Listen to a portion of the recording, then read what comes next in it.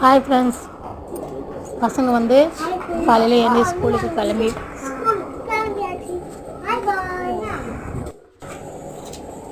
கிளம்பியாச்சு.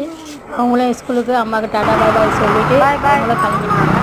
அதுக்கப்புறம் நாங்கள் இன்றைக்கி என்ன வேலை இருக்குது சொல்லுங்கள் பார்ப்போம்.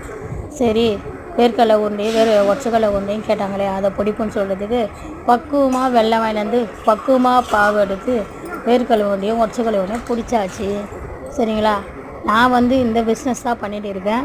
இது மட்டும் இல்லாமல் நாங்கள் வந்து சிறுதானிய சத்து மாவு,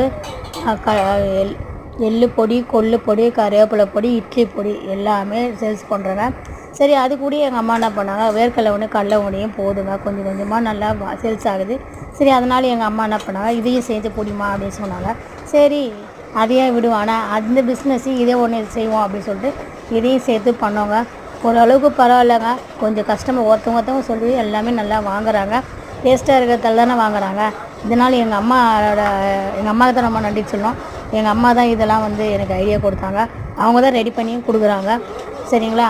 பிடிச்சிருந்தா எங்கள் அம்மாவுக்கு ஒரு நன்றி சொல்லிவிட்டு மறக்காமல் ஒரு கம்மான்னு சொல்லிவிடுங்க. அதுக்கப்புறம் என்ன பண்ணோம்,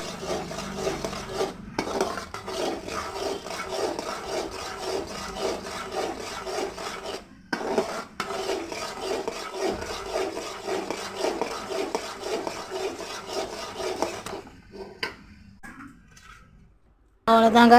வேர்க்கடலை ஒன்றே பிடிச்சாச்சு. பிடிச்சி அது ஒரு பக்கம் ஆற வைக்கணுன்னு ஓர வச்சாச்சுங்க. அவ்வளோதாங்க, இந்த வேலை முடிஞ்சிச்சு. கை ரொம்ப பற்றிக்குதுங்க, என்ன பண்ணுறது? இனிமேல் தாங்க எல்லா வேலையும் செஞ்சாலும் ஒரு கஷ்டம் இருக்க தான் செய்யும். அந்த கஷ்டத்தையும் தாண்டி நம்ம முன்னேறணும். ஓகே, பாய்.